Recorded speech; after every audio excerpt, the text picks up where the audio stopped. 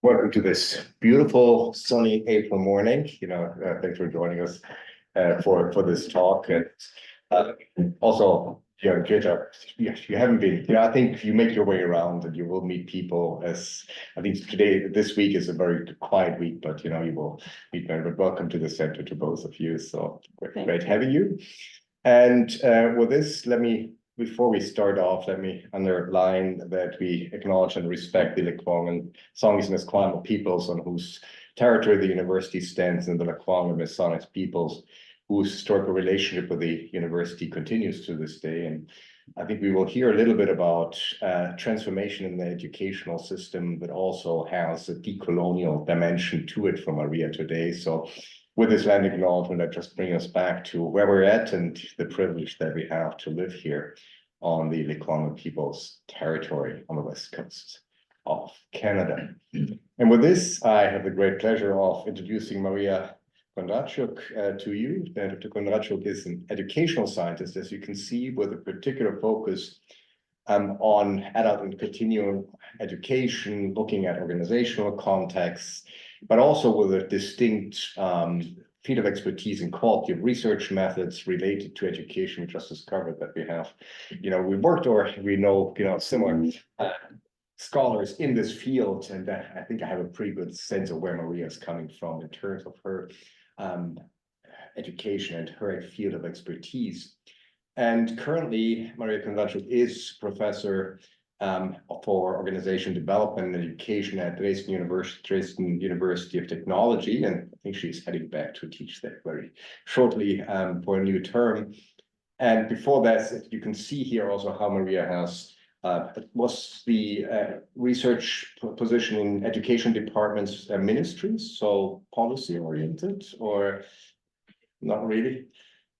Or was it more maybe crossing policies? Yeah, more pedagogical professional.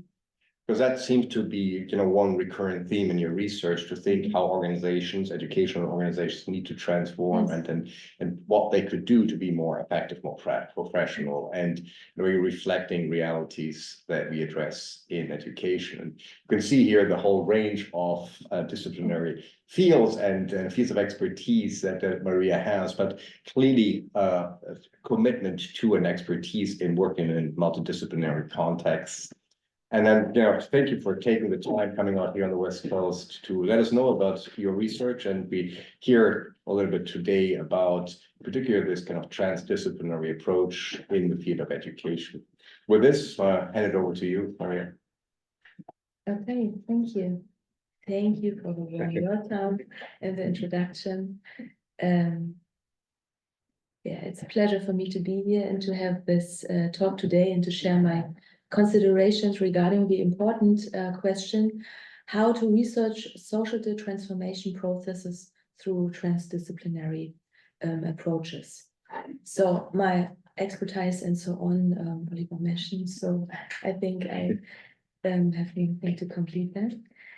Maybe two notes on my behalf. Firstly, I just came back from Easter with my Ukrainian relatives, and before that I was in Spain.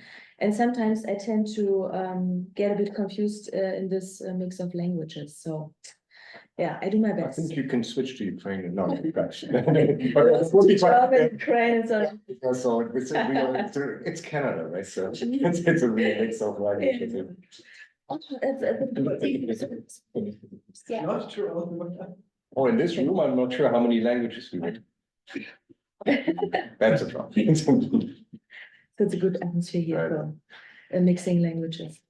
Yeah, and secondly, I'm socialized in German science, so where we use manuscripts for complex and dense issues, which I also do to stay focused. So please bear with me, I'm doing my best. Hopefully this one's okay. The title of my talk is Transdisciplinarity as Guiding Principle to Research Social Transformation Processes. I wrote in my abstract, I cite myself, we find ourselves in an age of intensive transformation of the world, which requires all-encompassing transformation processes of society and people, with historical references Karl Polanyi already referred to in 1944 as the Great Transformation. The term stood here for social upheavals after the Second World War. Following the concept of transformative science, transdisciplinary approaches are required to research into social transformation processes. I want to problematize the social transformation and its impact on and interwovenness with science to emphasize the need for transdisciplinary approach to face with, I call them calls for transformation. I'm going to present some methodological and meta-theoretical notes along these questions. A, how is transformation as an epistemological concept defined? B, how is the relationship between science and society to mark the necessity of transdisciplinarity? C, what is transdisciplinarity and what are the principles of this holistic approach which addresses the relation between science and society? And D, what implications have these considerations on science and research practices? So hopefully I'm able to give some answers of some questions. Okay. I would like to start by asking you what image you have in your mind when you think of transformation. So please take a moment to think about what you fundamentally associate with transformation.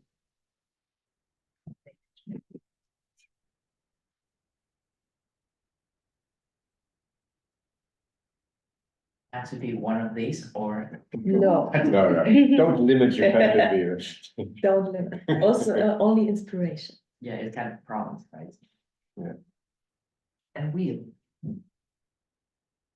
This is my image. Transformation. Something. Spiral up.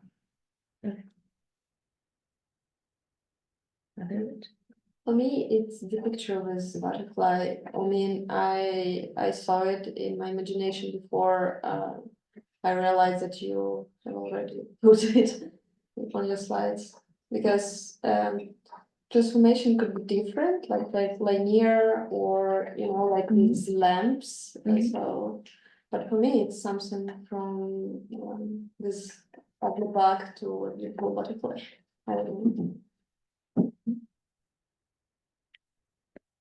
Okay, thank you. Oh, okay. Oh, I can add on to Julia's. I think, yeah, I was thinking something similar. Like, I always think of those books you read when you're a kid, they're the people that can turn into the animals or whatever. It's like the same core, but you can turn it into something totally different. I don't know. Okay, that's mine. Yeah, can I elaborate on my point? Upwards spiral. So I mean, I think about it in terms of the institutional theory, which whenever we need a change, it's never happened in a dramatic, quick change overnight. It's gonna be very slow, cognitively, culturally, institutionally. No matter what, it transforms to a butterfly, something like that, but it's gonna take the whole process. So that's why I think it's gonna be very slow and take incremental change until the point, or historically for a longitudinal view, you recognize that it's a change, but it's usually going to be slow violence or slow enjoyment. So, And where do we arrive? sorry, Up spiral, where do we arrive? yeah, it's going to be Yes. infinite process because humans are, greedy, I suppose. So this generation, greedy, yeah. Think about this is good, but after a couple of generations, well, we need to change something like that, and we need a new kind of transformation. And Oliver Brandis is online. Oliver, do you have something that you were thinking of? Yeah, well, I just thought this is a fun exercise. I did long ago. Hi, everybody. Oliver Brandis here. Long ago, I did work in the Arctic, and I was always struck by the Inuit culture. They have a lot of transformation kind of metaphors, and in particular, a number of the carvings sort of show exactly like human becoming something different, like an animal, but always halfway, like it's not complete.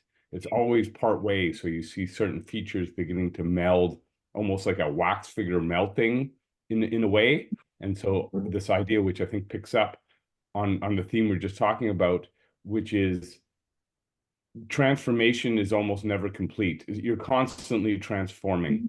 And so even as you arrive in a new state, you're transforming. And that was always sort of a central idea in that culture that always struck me as when I think of my own life. Thanks, Oliver. Yeah, thank you. Very important points. I think some of them I pick up on. So, we find ourselves in an age of intensive transformation of the world, which requires all-encompassing transformation processes of society and people. I wrote in the abstract. Transformation, also due to the fact of multiple crises, has become an omnipresent and sometimes unquestioned buzzword, not only in science and politics, but also in everyday language. Everything is in transformation: society, climate, democracy, economy, work, education, digital transformation, and so on. And has manifold meanings like change, modification, reshaping, upheaval, turn of the century, transition, reorganization, and so on, which leads to terminological blurriness. The concept of transformation is thus characterized by an ubiquity that at times make it irrelevant to discussions of scientific theory and epistemological considerations. Laura Formenti and Lyndon West said, transformation is overused in common discourse, including in education, psychology, research, as well as advertising. It is most often focused on style rather than substance, appearance rather than depth, consumerist desire rather than asking profounder, existential, psychological, social, ecological. But transformation is to be understood as a fundamental change in form, which has a disruptive effect, holds profound potential for change, and is characterized by different theorems, such as expansion, differentiation, pluralization, interdependence, integration, and participation, and is dealt with through different strategies and figurations.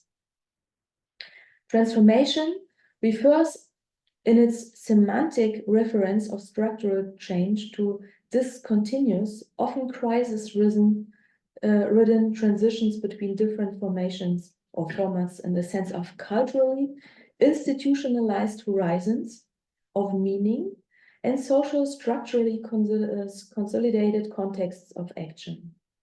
The transformation society I refer to Schefter, characterized by radical contingency and indeterminacy, concerns all function systems of the society. Of importance seems to be the relationship determination of individual, collective, institutional, and societal transformation, and not the hermetically sealed discourses only in one sphere. Methodological and epistemological relevant is the fact that transformation is more than change. It is fundamental, profound, understood as structural change or shift, characterized by changing character of transformation processes, the so-called change of change. What brings not only organizations into a situation to handle the indetermination, while simultaneously avoid uncertainty. Schefter speaks here of an unfinishable iteration of permanent change, which can ultimately only be overcome by distancing oneself from the pressure to change and resisting blind patterns of acceleration. Another important aspect is that a distinction is made between first and second order changes. Changes that take place within a constant context and do not alter this framework are referred to as first order changes. Changes that affect and significantly change the framework are to be understood as second order changes and can be conceptualized as transformation. In education, we have this transformative learning concept. Transformation thus refers to an as yet unknown novelty in determinacy and uncertainty, which requires a structural response. This figure of thought adopts a contingency perspective that enables epistemic intervention. The multi-layered complex challenges embedded in society as a whole, such as the implementation of measures of sustainability, digitization, democracy education, and educational equity, or tackling the shortage of skilled workers, often as calls for transformation, offer creative potential for change as an excessive demand at the same time. The complex and interlinked challenges we face today cannot be solved by single disciplines or within particular sectors. They require a holistic approach achieved by venturing beyond the usual disciplinary boundaries. Moreover, addressing learning-related issues beyond the single disciplines can help to raise awareness of the relevance of societal change in different sectors.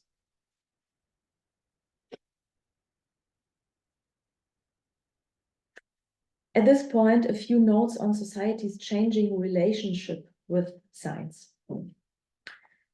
Due to the worldwide and uncomplicated accessibility of scientific knowledge, it is shared more quickly and received a broader and more skeptical audience. These developments are discussed, for example, under the heading of a change from mode 1 to mode 2 and mode 3 of knowledge production. Mode 1 refers to the conventional organizational form of science, which is pursued for the sake of pure knowledge within more or less narrow disciplinary boundaries and to the exclusion of the public. Mode 2, on the other hand, refers to a stronger focus of science on concrete socially relevant questions and problems and their processing in transdisciplinary contexts and forms of organization. Instead of one-way communication, the focus is now on joint learning processes between science and practice. Mode 3 is based on the considerations towards the concept of transformative science, in which society appears as a central actor in knowledge production and takes place even more strongly in cooperative contexts. Since the 1990s, so in Europe and Germany, increasing public awareness of knowledge production at universities and the public funds used for knowledge production have encouraged the application of new management models. Inspired by the guiding principles of new public management, these are intended to help transform universities into competitive players, orient their performance in research and teaching more strongly towards a social and economic exploitation logic. In Germany, we debate on that under the dangers of optimization logic. Such developments in the social perception of the importance and task of science are also important for the organization of universities and their performance processes. In teaching, they imply an increased focus on interdisciplinary learning objectives and skills. In research, in addition to the search of truth, they imply a stronger focus on communication with the outside world about scientific knowledge, its production conditions and limitations. So there's some buzzwords, science communication. In society's relationship to science is changing, so if society's relationship to science is changing, then so also to its organizations, the universities and colleges and academies in which it is still primarily organized. For example, in the form of citizen science projects, a lay audience is increasingly taking an active part in transdisciplinary research processes.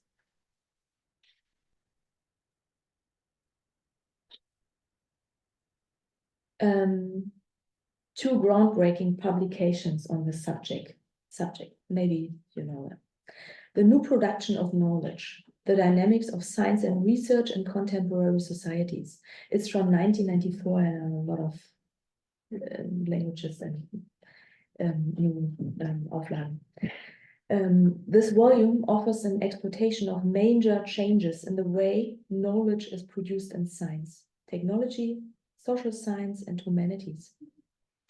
arguing that a new mode of knowledge production promises to replace or radically reform established institutions, disciplines, practices, and policies.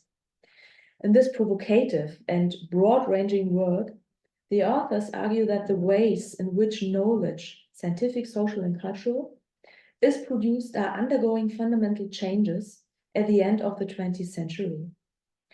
They claim that these changes mark a distinct shift into a new mode of knowledge production, which is replacing or reforming established institutions, disciplines, practices, policies, identifying features of the new mode of knowledge production, reflexivity, transdisciplinarity, and heterogeneity. The authors show how these features connect with the changing role of knowledge in social relations. While the knowledge produced by research and development in science and technology is accorded central concern, the authors also outline the changing dimensions of social scientific and humanities knowledge and the relation between the production of knowledge and its dissemination through education. The second one, Rethinking Science, Knowledge and the Public in an Age of Uncertainty, is from 2001, presents an account of the dynamic relationship between science and society. Despite the mounting evidence of a much closer, interactive relationship between science and society, current debate still seems to turn on the need to maintain a line to demarcate them. The view persists that there's one-way communication flow from science to society, with scant attention given to the ways in which society communicates with science. The authors argue that changes in society now make such communications both more likely and more numerous, and that this is transforming science not only in its research practices and the institutions that support it, but also deep in its epistemological core. To explain these changes, Nowotny, Scott, and Gibbons have developed an open, dynamic framework for rethinking science.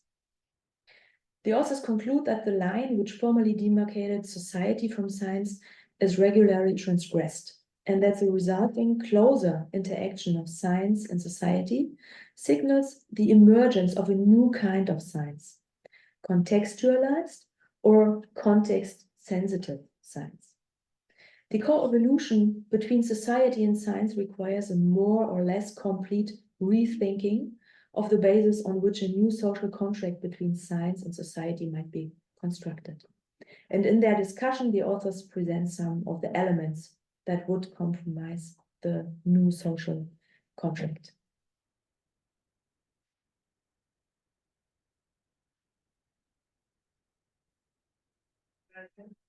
Okay, and I wanted to cite it also from from both of the books that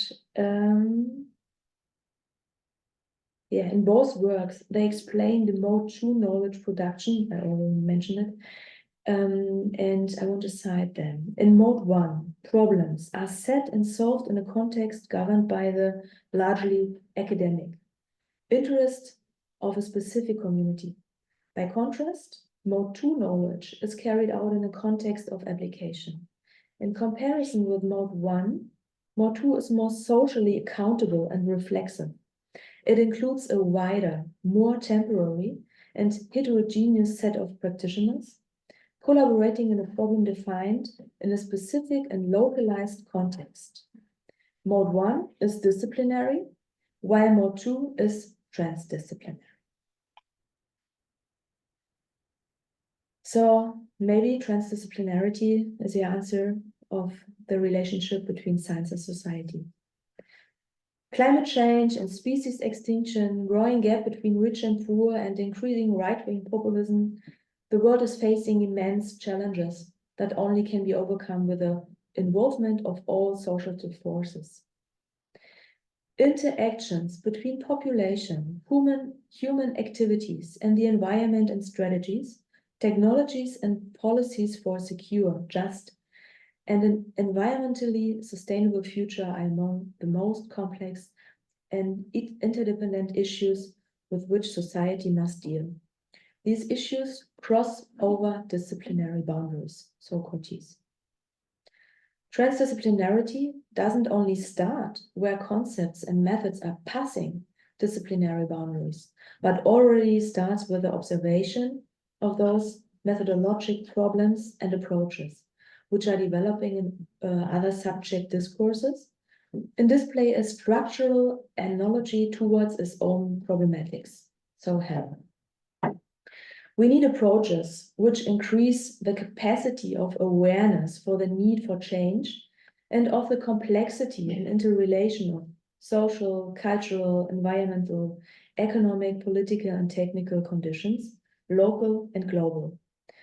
This can be achieved through a transdisciplinary approach as a specific definition of the relationship between science and society. Many turns in transdisciplinary discourses point out facets toward and even beyond globalization, deterritorialization, dissolving boundaries, translocalities, glocalization, time-space compression, virtualization, and many more. So my colleague Sabine Schmidtlau. So once again, the complex and interlinked challenges we face today cannot be solved by single disciplines or within particular sectors. They require a holistic approach achieved by venturing beyond the usual disciplinary boundaries.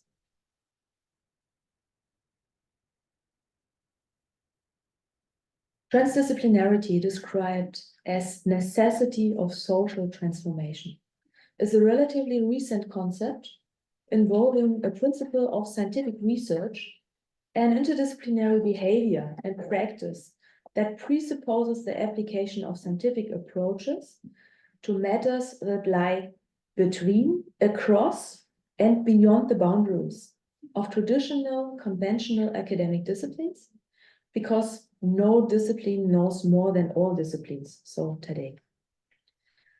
This crossing of boundaries takes place at all and across all kinds of demarcation lines, not only disciplines, but also professions, cultures, groups, fields of action, social worlds, functional logic, nations, knowledge arenas, media, as well as in exchange and interdisciplinary cooperation. Transdisciplinarity as a methodological concept of great importance holds implications for research. So in terms of methods, collaboration, knowledge production, and transfer. Operationalized as research design principles. Transdisciplinarity, so understood as a principle or style of research, as well as scientific working principle, which addresses not only the scientific production of knowledge, but also modes of scientific problem solving in social contexts, respectively problems which concern the social world and not science in the first line. In central role, transdisciplinarity is, and now I cite Jansch, the coordination of all disciplines and interdisciplines in the education innovation system on the basis of a generalized axiomatics introduced from the purpose level and an emergent epistemological pattern. So the term transdisciplinarity, which was first coined by Jean Piaget and Erich Jansch, and arose from a debate on the dissolution of disciplinary boundaries at a workshop on interdisciplinarity, problems of teaching and research at universities in 1970 in France. And Bernstein in 2015 speaks of a transdisciplinary movement. In this transdisciplinary movement, there is, in the meanwhile, a lot of activity. Transdisciplinary research and its methods have been the focus of much attention, particularly in the sustainability sciences. Together with some colleagues, I coordinated a network for about 4 years in which we dealt with transdisciplinarity in educational research. So that's the yellow one, but only in German. No. Basarab Niculescu one of the key promoters of transdisciplinarity, uses the term transdisciplinarity not only to describe a process of reorganizing existing structures or dissolving historically established boundaries, but also to create a completely different way of thinking and knowledge that should overcome the modern dualism of subject and object, matter and meaning, body and mind, and so on. He thus represents the idea of the unifying, a unity of knowledge. For him, the entanglement of subject and object is central. Niculescu has defined in his Manifesto of Transdisciplinarity, it's from 2002, 3 methodological postulates. In his third postulate, he assumes that the levels of reality and perception are networked as a complex structure and at the same time represent an interrelation of ecological, economic, social, political, technical, and cultural systems.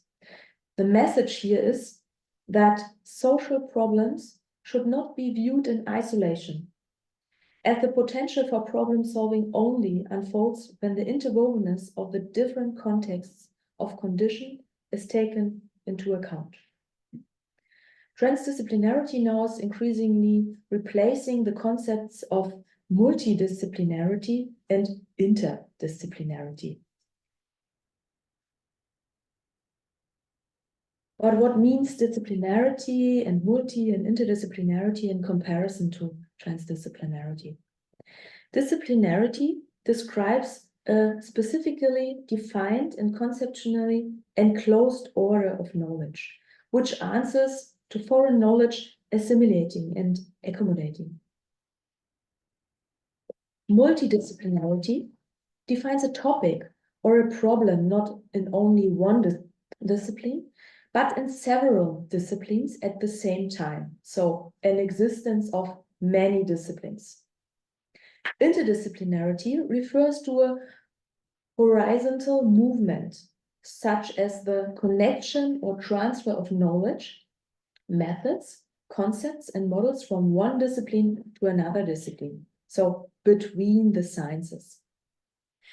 Transdisciplinarity describes a vertically designed relation and therefore logically higher leveled view at the kinds of relation in which the involved orders of knowledge are getting put in relation with each other.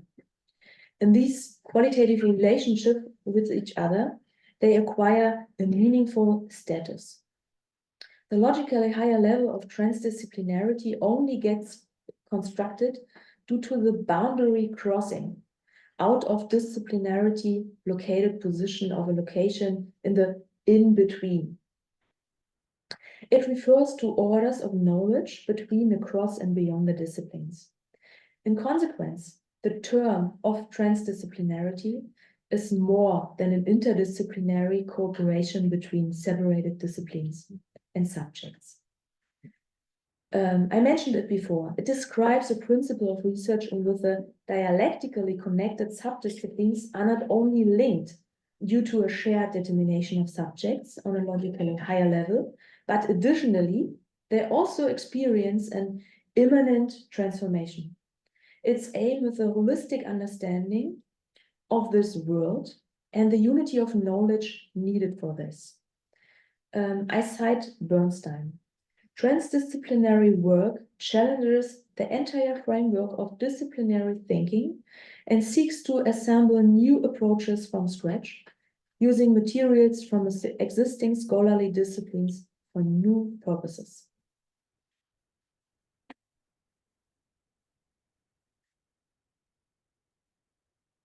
So that's a full slide. I want to say there are different understandings and interpretations of transdisciplinarity as a methodological framework with specific characteristics at the intersection of existing knowledge and previously formed ideas about complex phenomena.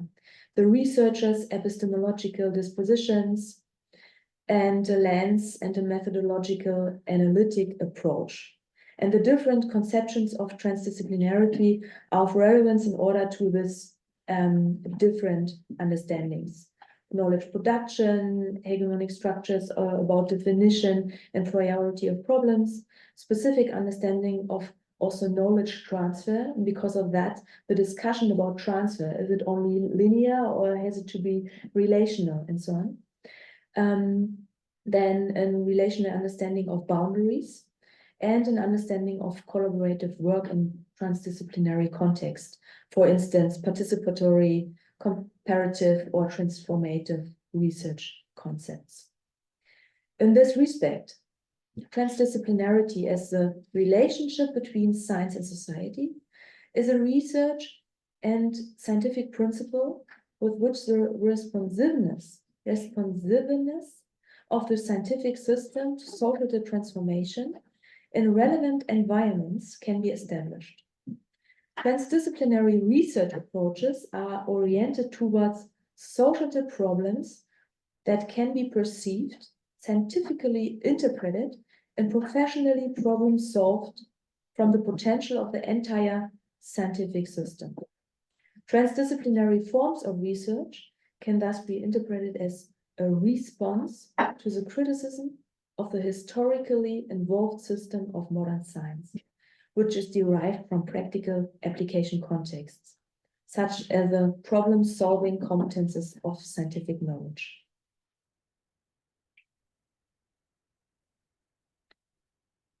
So I come to an end.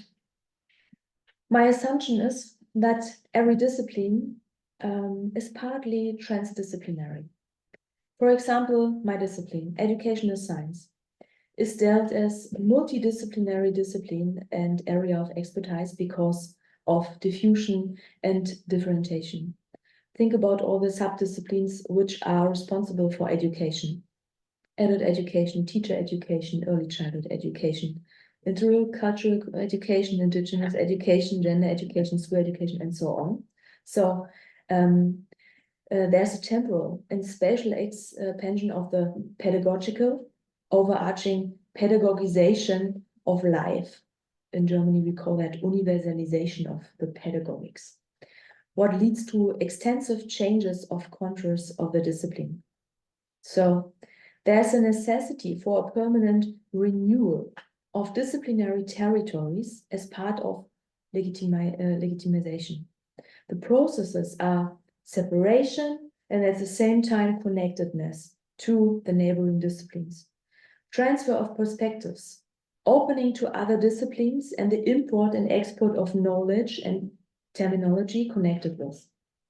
The reconstructioning the own and the question what is inside, and the other question what is outside at the same time. The general, so the constitutive core of disciplinary science is being put inside the specific. There's a need of specificity of research questions and research perspectives, and a need of interfaces, methods and methodologies, which enable exchange between different subject areas. Disciplinary, respectively, transdisciplinary work is always boundary work. So my assumption, all forms and modi of knowledge production are transdisciplinary, but they have been presented behind a discursive mask to protect the disciplinary order. And there's an inevitability of transdisciplinarity, so to speak. A transdisciplinary approach to social transformation processes goes hand in hand with consequences for science and epistemology and their metatheoretical horizons of meaning for a paradigmatical effective science.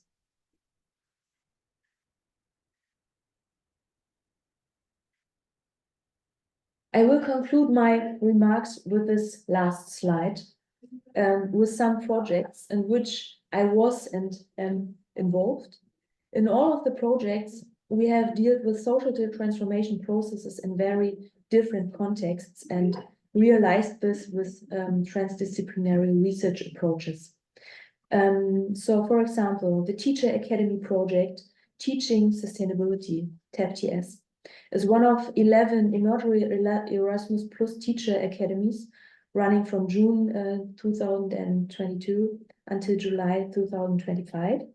The project aims to strengthen the sustainability education competences of European primary and secondary level student teachers, teacher educators, and teachers through the co-production, piloting, and use of learning and teaching materials, through participation in international teacher development courses, and through participation in an international community of practice. The TAP-TS consortium comprises something about 15 partners across Europe, like Portugal, Austria, Italy, Cyprus, Sweden, Ireland, and Germany. Hello, That's Me, Democracy is a project in collaboration with the John Dewey Research Center for the Didactics of Democracy to face with raising populism and right-wing parties in Eastern Germany through civic education in rural areas. TESF, Transforming Education for Sustainable Future. In this project, they have supported collaborative research to develop understanding of how education systems can act as drivers for sustainable development in India, Rwanda, Somalia, Somaliland, and South Africa. The research addresses the role of education in climate action, decent work, and sustainable cities, addressing inequalities relating to poverty, gender, and the status of indigenous knowledge are cross-cutting themes in their work, as are concerns for foregrounding marginalized voices and decolonizing research. Vision Ukraine is a German network of Ukrainian female researchers to foster collaborations and projects on the intersection of education, language, and migration. And the last one, civic education in Georgia, because it's a really new collaboration. It starts in summer.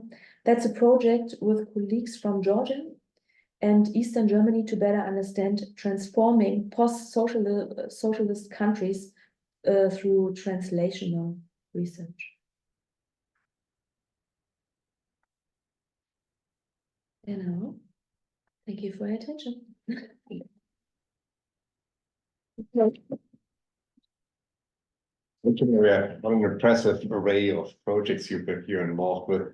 And, thank you for bringing this to the center because, the center is by definition multidisciplinary space. And, we're often struggling with what exactly does it mean, transdisciplinarity, how do you bring together, in what form do you bring together expertise from different areas, but also the other element that you mentioned here, the hello democracy, the how does making or having access to academic knowledge, contributes to forms of democratization, right? How do we as a university, as a privileged place, interact with our partners and in a way have an impact through mobilizing our knowledge, right? And so that these are questions that we struggle with here at the center as well. We try to promote these through different projects.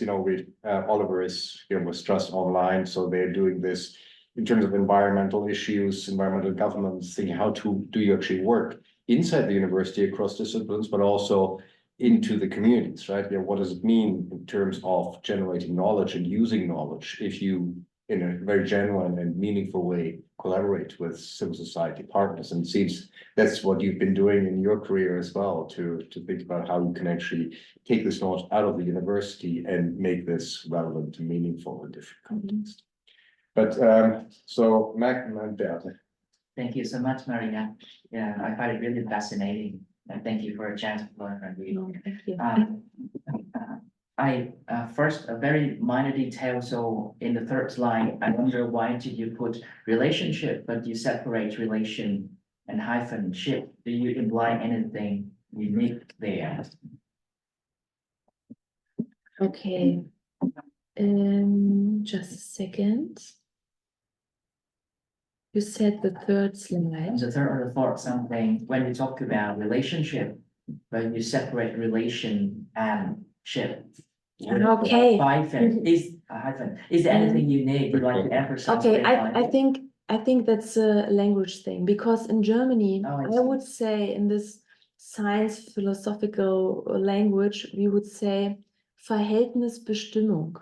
So maybe you Oh, can let's help go me. into the- Relationship is more the kind of relation, and this ship or determination means more okay to find a way to better explain this relationship with it's really complicated. I think it is a language thing. Yeah, let me get to the question about the changing relationship between the society and science. I really buy into the idea. And I also think further in terms of the issue, not only just that sense of the nature between society and science, but the nature lies in the relationship among different disciplines within science itself. Like management scholars never talk to economics, never talk to you, for example. It's crazy. All Why? of us still seems to dig our own hole and then get stuck there and become a silo. But I think that relationship, the nature of that is a major problem rather than between the science and society. So what do you think about that perspective? Yeah, it's a complicated question. I would say it has to do with the relation or relationship Yeah. to society, because so our definition of the problems we want to research, to analyze, and so on, are societal problems, or kinds of. We want to know maybe how managers are thinking and with what kind of motive they decide about, I don't know, something, or maybe what are the reasons for the poverty in some islands in the Indo-Pacific, Okay.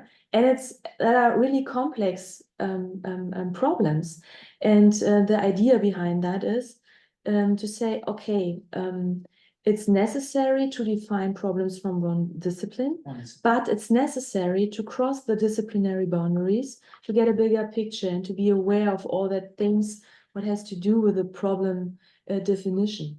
So the poverty of, I don't know, maybe the fishermen in the Pacific Islands. So it's some kind of sustainability. It has to do with politics, it has to do with climate change, it has to do with, I don't know, cultural heritage, because they're not able to do the fishery in the traditional way, and so on and so on. Yeah. So Thank you.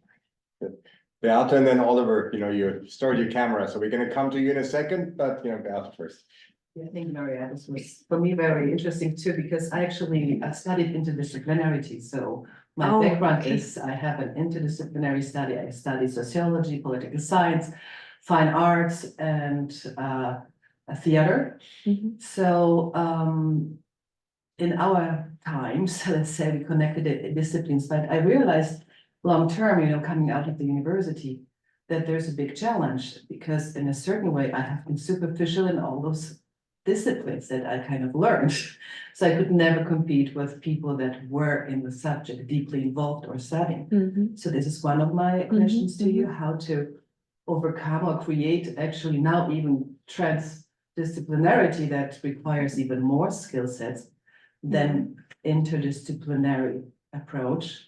And then also the acceptance outside or within university and outside of the university, because you need a lot of different skill sets. So what I observed, for example, is in my job, I'm not a scientist, I didn't go for a PhD, but I have tons of management experience, educational experiences, of course, in knowledge about the different subjects, but it has, that there's little acceptance for people that have tons of different skill sets that approach this idea of interdisciplinarity or transdisciplinarity. So if you really leave this concept of disciplinarity, it's the question of how do we create a space for those, those areas where people can meet or create those skill sets that the society can use on. So is it like that we have to leave the disciplinary the way it is? then we have to create a space for multidisciplinary approaches and then a space for interdisciplinary. So we can't, I think there is like nothing is worth more or less. That's what I want to say. But I just wonder now to create the interdisciplinarity, like in real measures, what would this mean in terms of collaboration? Is it just for a group of people, or is it really important for an educational approach of students or something? May I ask to the first question? Because it was also the question I wrote down. I'm doing my PhD right now, so I'm in this process when everyone criticizes me for using different tools and methods from different disciplines. And I wonder, we call it the Nobel laureates like fallacy or somewhat, when they think that if they won the Nobel Prize, then they can criticize everything else. So my question was how to evaluate who is professionally enough in the other field or fields. When I have a degree in philosophy, for instance, can I add some tools from psychology if I don't have the degree, So like the addition to the very first question. Because you need to have this knowledge, but it takes time to receive this knowledge, undergrad, grad school, and etc. We need a few lives in order to be interdisciplinary or multidisciplinary. That's the thing. So thank you. Really good questions and really complicated to answer. So how to create this this room or this space? I would say it's hard work. So every time it's hard work to implement all the different perspectives. And it's not only a way of bringing different people together and to have this working principle, that's more the idea of the interdisciplinary thing or the multidisciplinary thing. Different people from different disciplines are working together on one problem. So it's more some kind of also the problem definition. So the initial situation when you say, okay, we have to explore what's the problem, and it's complex, it's nested, it has a context and so on. So to take the time to explore that, and it's not only that people working together, so this working principle, it's also the scientific problem-solving principle. And your question regarding the disciplinary, how would you say disciplinary? I would say my disciplinary location. What? Can I say that? Okay, so I would say I'm an educational scientist. But I'm really interested in all that sustainability things and also in policy studies and sociology and things of biography and so on. But my point of view and my worldview is special. I argue as an educational scientist, and I argue as a qualitative researcher. And in qualitative research, we would say we do everything what is necessary to analyze and to explore the phenomena. So if I have experiences and different perspectives, it is necessary and you have to implement these perspectives. And I think that's a different way of thinking. Not to say, okay, that's only disciplinary and that's my, that's the line. This science philosopher, I cited him, Mittelstrass, he said that it is necessary that you are strong in your disciplinary location and that you are able to define social problems disciplinary. And that doesn't mean, so transdisciplinarity doesn't mean that it's that the disciplinary blurs.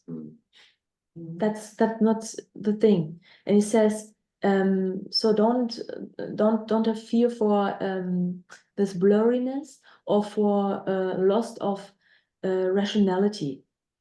He said that's really important to be disciplinary, but be aware to implement these different perspectives and so on. I don't know, is that the answer of your? No. Okay. Oliver. I think I'm picking up on the same theme. Clearly, this group has similar thoughts. So pardon me if I haven't caught all the nuance and I'm repeating, but I do think it's an important idea you're bringing forward here. And let me sort of preface it with a little bit of, so I, similar to many people in the room, have suffered from this question, do I stick in a discipline or, and I'll admit my dirty secret. In my bio, I call myself a transdisciplinarian, partially because I could never figure out which discipline would actually help me solve the problems I needed to solve. And so this question of, I guess it feels to me a little bit like a lumping and splitting exercise, where you kind of say, I don't think there's many people out there who don't think they're transdisciplinarian, because it feels like it's sort of an issue where you can expand your mind beyond. And I think anybody who deals with kind of a real concrete problem in place, in reality, let's say, has to draw on other skills and disciplines and ways of thinking, and can rarely solve it alone, so it requires others. So there's a sort of interaction, transformation aspect to it. But then on the flip side, when I think about it analytically, to be in a silo is simpler, because you kind of have a doctrine and a way of thinking about problems, and you can sort of apply that in a very particular way. I guess, so maybe I'm just kind of confirming my thinking out, or what you've shared and thinking out loud, whether that aligns. But my question really then becomes, given that sort of moving to this, as you say, moving to this transdisciplinary lens is hard work, it's slower, it's more discursive, it's more emergent, you can't really solve things right away, or if ever, maybe. Do you have any sense from your work when it is appropriate to say, no, we must move to a transdisciplinary kind of approach, versus saying, no, in this sense, it's sufficient to be, interdisciplinary or multidisciplinary, we'll call the economist over, we'll call the historian over, and we'll solve the problem, and then we'll move on, right? So how do you kind of decide, or is it just kind of like a journey of enlightenment and growth that you inevitably all end up in a transdisciplinary kind of mode of thinking? Yeah, okay, thank you. Also, I don't know, maybe it's not such a complicated question, but I think I answered it before, because I would say in my work, I gave some examples of the projects I'm involved, and I would say all the projects have a transdisciplinary Anspruch, demand. Yeah. Claim. Okay. And but I see the problems. So, for example, in educational science, if you deal with education, so in every subdiscipline, it's always some kind of fight, because everyone makes this claim-making things. So, okay, educational biography, that's only for the researchers in adult education and biography research also. And if you want to maybe present on a conference in sociology, it's I don't know, it's some kind of critical thing to get a place there. Yeah, I don't know what, I forgot what I want to say. Okay, when I decide. So once again, I would say my worldview is I'm an educational scientist and also a qualitative researcher. And I would also always do everything to enlighten the phenomena. So I would say it's some kind of inherent transdisciplinarity. And you said, or I don't know who said that is that every discipline says, oh yeah, we are working transdisciplinary, and because of all this research funding programs, and they were, oh, you have to work in transdisciplinary context and so on, and then yeah, you you write the proposals with this buzzwords, but I think it's not always transdisciplinary. It's more this kind of discursive mask, yeah, I think it's complicated. We have to be always really aware and to make some pioneer work. I don't know. Yeah. Maybe I just add one thought to that, which I'm picking up a pattern, and I think sort of, the effort to be transdisciplinary or to engage in it in a more robust way seems to kind of link to the what is it you're solving. And I think if I'm not an education scholar at all. I'm a poor educator, if anything, but it has a similarity, I think, to things like policy and to things like law reform or governance reform, in the sense that you are dealing with people or society or people in society in a real, quote unquote, real situation. And that seems to me to draw on this necessity. And that's why when you deal with so we deal a lot with Indigenous partners, they never have to say, listen, I'm a transdisciplinarian or I'm interested in transformation. It is a cultural given. I've rarely seen the sort of, like, they sort of more naturally by cultural have a cross disciplinary approach. Everything's integrated. It's much more natural. And so I find that in the Western culture, because we're very interested in efficiency, we capture ourselves into the domain of very specific cogs and wheels and spokes, and then hope that we get the cogs all working right, and then they click together, and then we have massive success, right? Versus what you're saying is a slower, messier thing, which to me, I think is a necessity when you're trying to interact in a real, robust way that isn't just a component of a larger piece. And maybe I'm just putting out my own bias, but that is the challenge that I've been wrestling my whole career with.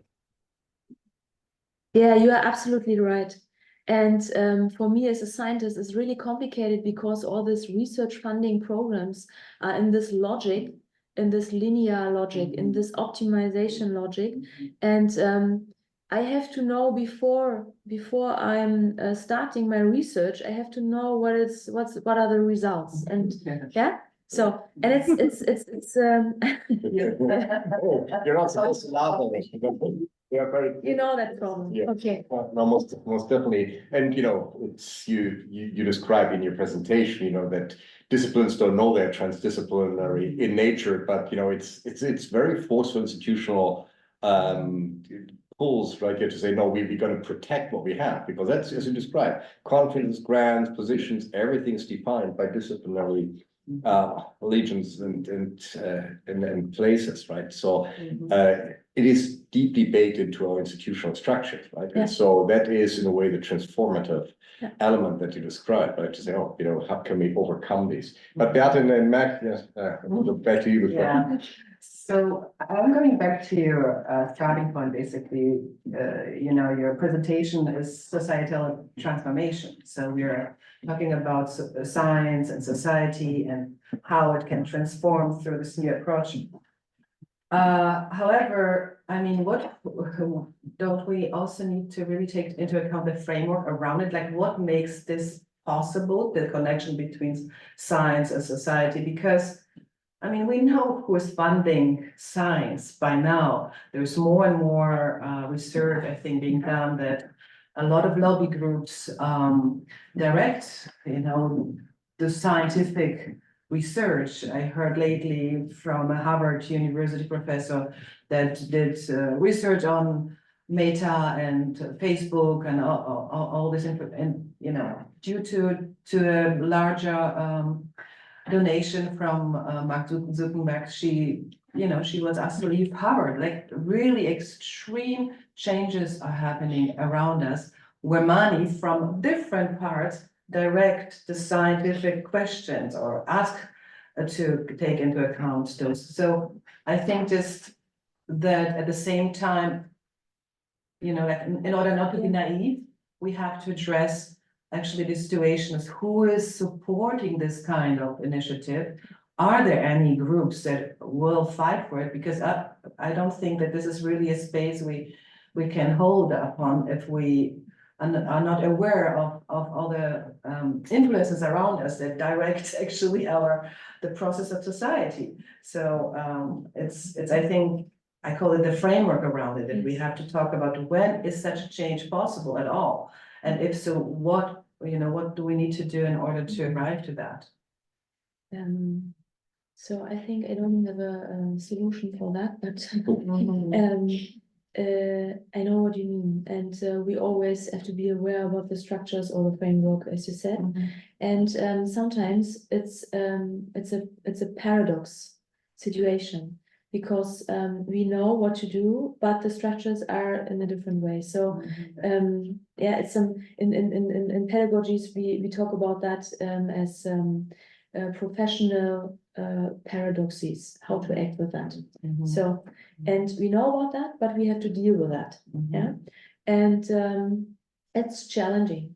And 2 weeks ago, I had a talk with a PhD student of mine, and she's making a dissertation about change agents. And I think it's a great idea. So the idea of change agents. So people in responsible positions and functions in the society, which are going to be change agents. It's maybe one idea to face with that. Yeah, thank you. Right. Yeah, thank you. I have some reflections on that, follow up on the idea of change agent. I think you may come to literature on institutional work or practice theory, they actually resolve the paradox, that paradox already. The paradox in terms of the agency, which is deeply embedded into the structure, but it means to do something to change it over time in relation with other actors. And that's an interesting, Yeah. because there's a theoretical framework, which I think really good fits with this idea. Yeah. So the social world theory, because social world theory, do you know it? I don't know, but I certainly aware that I am disciplinary, disciplinarily respond to you. This very bounded by discipline, but I'm aware other ground theory out there. So because the social world theory says, okay, we are all people. We are in this institution at this university, but we are also mother, father, and so on. We are maybe, I don't know, in some labor unions, we are have other hobbies and so on. So we have a lot of connections and how to say perspectives or resources of perspectives. And on this resources or perspectives we are acting. So our agency is not only because we are, I don't know, working here at UVic, and it has to do with this commitment and so on. And this theory allows more to bring more this idea of permanent change into institutions or organizations as an alternative organizational theory. Yeah. Another point I like to take from a very pragmatic view. I don't know about your research discipline and research, but the way I see it is that in terms of very management and organization perspective, I see that again, come back to the idea of silo I mentioned earlier. So different discipline have their own knowledge, but I think what you're doing and your key idea is about the role of translator, who stand behind to bridge the entities from science and society. I think that's the key role of translator, right? Yes. Okay. Because of that, one of these projects I talked about, we call that translational research. Exactly. That's why it's really addressed. Your point in terms of it may take a couple of lives to be disciplinary, but actually, I see clear difference, a clear separate role between those who act as translators, right? Just bridge the knowledge gap between the two, and the other just producing knowledge, and you don't care about the society. But there's not you yourself to do both tasks, so that's not going to take the whole life of yours. Another point, maybe the final one is about, I think Kyra also talked about it in terms of the project based to bring different people into one project for a very short time and trying to span the boundaries. And I think from a very pragmatic, from design view, they call that design thinking approach. Yes. And they organize different design thinking workshop. And I make a venture guess that Maria may apply that in some of your projects there, Yeah. because that really make a separate space that allow people to raise their voice and integrate different Yes, and often elements think outside the Yeah. box. and redefine the problem. So, Yeah. okay. Yep, thank you. May I ask you? I'm also not really familiar with your research because we just met, but I'm curious, your transdisciplinary, it's a very hard word for everyone. Especially the one from outside. Yeah, so about knowledge management, there is literally the discipline that's called knowledge management. And my former advisor even defended her PhD on this topic. And I wanted to ask, do you know maybe some researchers from this field, maybe your colleagues, who used knowledge management tools to knowledge management between with disciplines in this case? Because they really have such tools. Okay, knowledge management is for me as an educational scientist. Yeah. So we talk about knowledge production, you know, Yeah. and sometimes if you want to operationalisieren, to how we can use this knowledge, Mhm. yes, this productive knowledge for, I don't know, practice, Mhm. professional and so on.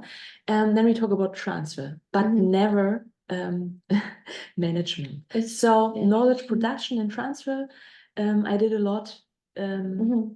on this topic, and I can give you some advice also. Why is the management so good? But management. Yeah, I'm also curious because it's called management, but it's literally about how people share their knowledge with others and how it's produced between two people. Application. Yeah. Here we see actually, how disciplinary Yeah. traditions frame a particular term. Right? Yeah. So we have different ideas of what management actually means. We can celebrate. But yeah. I think we're coming to, Yeah. I think we could continue, you can feel that the passion and the interest in multi-trans interdisciplinary research. It's fascinating. We are in this space where on the one hand it's demanded, as you described, once we go for grant applications, they all love this. The university is one of its strategic goals is multi-trans or interdisciplinarity, but when it comes to institutional practices, things become far more complicated, right? And then you have, in addition, the highly specialized sciences that we have, right? A degree of specialization that makes communication outside your own field of expertise sometimes very challenging, right? Yeah, that's a conundrum, a paradox that's hard to solve, right? But clearly mandated and necessary considering the challenge that we face. But thank you, Maria, for bringing this to UVic, and it's a great Thank you pleasure for having being you. here.